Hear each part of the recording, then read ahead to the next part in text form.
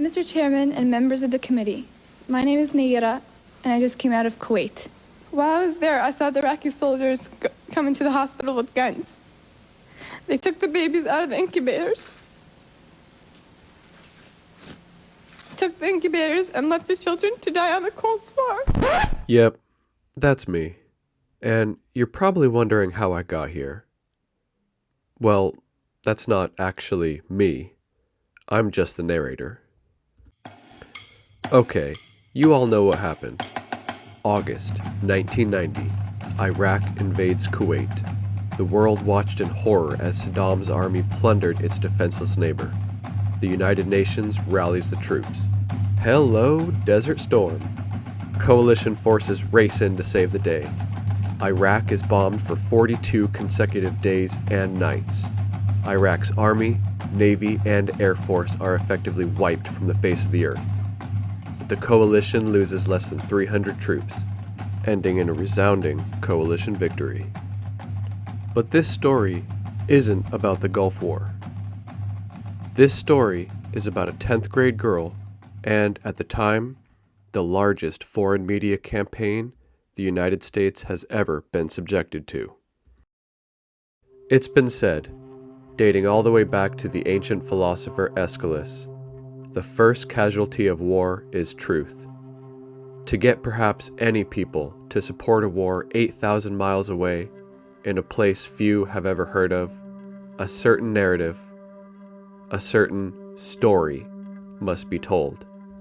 That story would be told by a young Kuwaiti American high schooler, and her name was Nayirah. Nayirah's story would be repeated constantly on television, radio, and at dinner tables in the months leading up to the Gulf War. Her story captured the hearts and minds of everyone who heard it. Nayirah would deliver testimony before a congressional caucus. Her story was of a young Kuwaiti American living in Washington, D.C.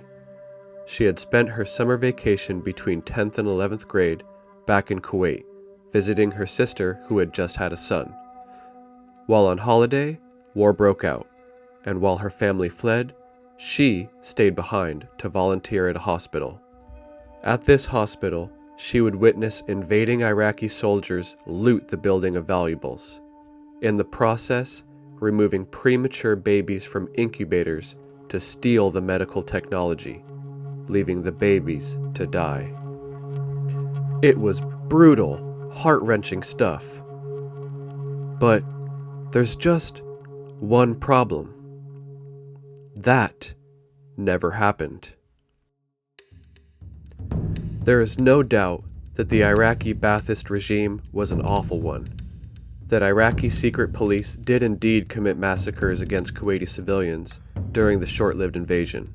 But Nayirah's version of events, at the time confirmed by Amnesty International and Human Rights Watch, would later be retracted by both. Before the war, Saddam Hussein was treated as an ally of the United States for nearly a decade, serving as a proxy fighter for Axis Iran. But in the process, Iraq would exhaust its own economy and turn to Kuwait's resources to replenish itself, in turn threatening world oil imports and making Iraq public enemy number one. To sell the war in the Middle East, it was necessary to convince the world that former ally Saddam now embodied evil, and that the oil fiefdom of Kuwait was a struggling young democracy. With its vast resources, at the time 10% of the world's oil reserves, Kuwait deployed its U.S. ambassador, Saud al-Sabah. Sabah would hire 7 firms to work on Kuwait's behalf, among them Hill & Knowlton Incorporated, one of Washington, D.C.'s largest public relations firms. Every big media event needs a hook. An ideal hook evokes a strong emotional response and sticks in the memory. In the case of the Gulf War, the hook took advantage of rumors already swirling. In style, substance, and mode of delivery, it bore an uncanny resemblance to England's World War I hearings that accused German soldiers of killing babies. This hook would be delivered on October 10th, 1990, by a 15-year-old American Kuwaiti girl, known only by her first name. Nayirah's words shook not only the American public, but the whole world. Brutal, evil Iraqi monsters, taking babies directly from their incubators. This story would be repeated by George H.W. Bush 10 times in the following weeks. When it came down to a vote, the Senate would pass the resolution to go to war by 5 votes, with 6 senators citing the incubator story as their reason. And have ripped babies from their incubators in Kuwait. Now, at this point, it's easy to assume the American government had tricked the world into supporting intervention. But the only conclusive evidence points to other, outside influences. For Nayirah was no ordinary girl. In fact, she was Kuwaiti royalty. She was the daughter of the ambassador, Saud al-Sabah. Hill and Knowlton would coach Nayirah and arrange her testimony in what would appear to be a congressional hearing. But a congressional hearing, this was not. It was the Congressional Human Rights Caucus, nothing more than an official club of politicians, a caucus that was generously funded by Hill and Knowlton. This caucus was housed entirely inside the Hill and Knowlton building. Lying under oath to a congressional hearing is a crime, but lying inside the building of a public relations firm carried no consequence. Now, lying may not have been illegal, but buying was. At first glance, Kuwait hardly looked like the sort of country that deserved defending, even from a monster like Saddam.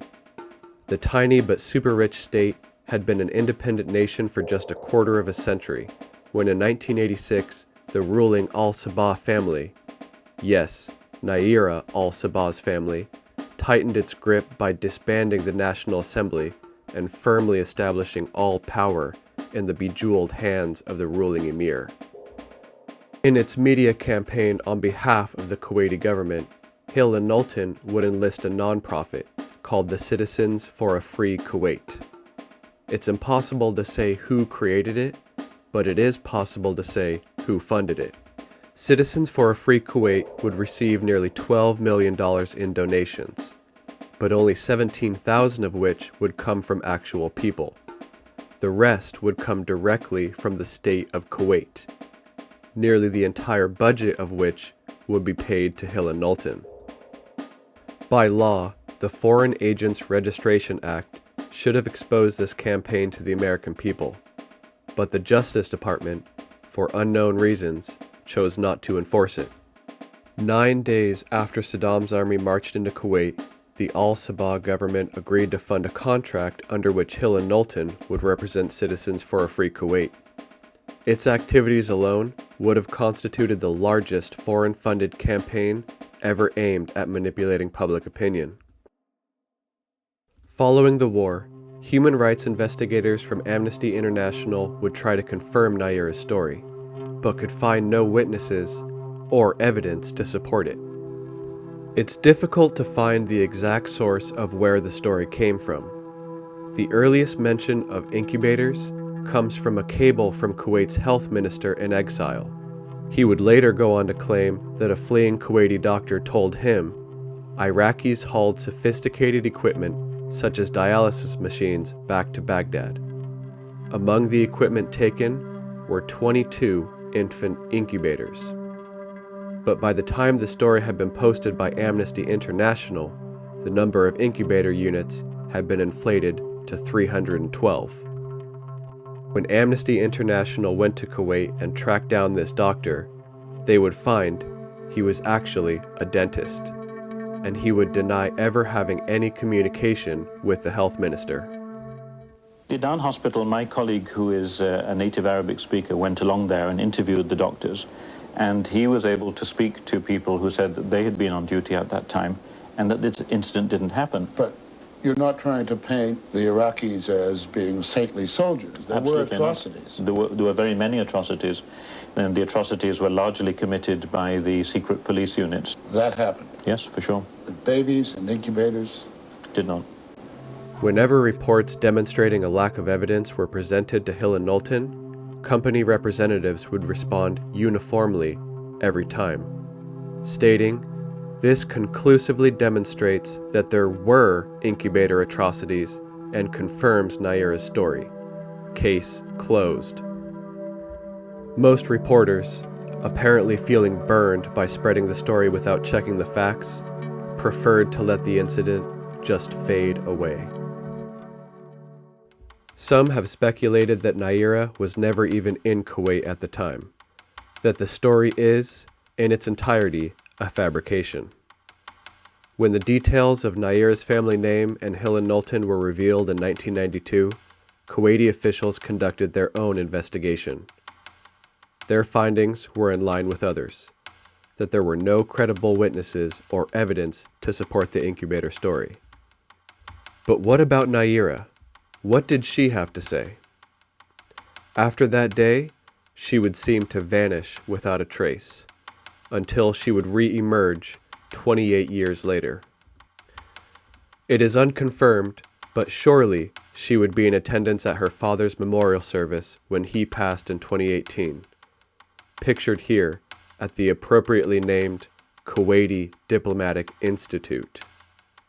Although the woman in the picture is simply listed as other senior foreign ministry official. And finally here in 2020, speaking at the American International School in Kuwait, still confirming her story.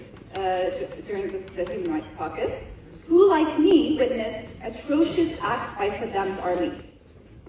I saw things in Kuwait that no 15-year-old girl should, or any 15-year-old should see. Perhaps it was true all along, and people couldn't find her name because they didn't know it was actually Shaykha Nayirah Saud al-Sabah.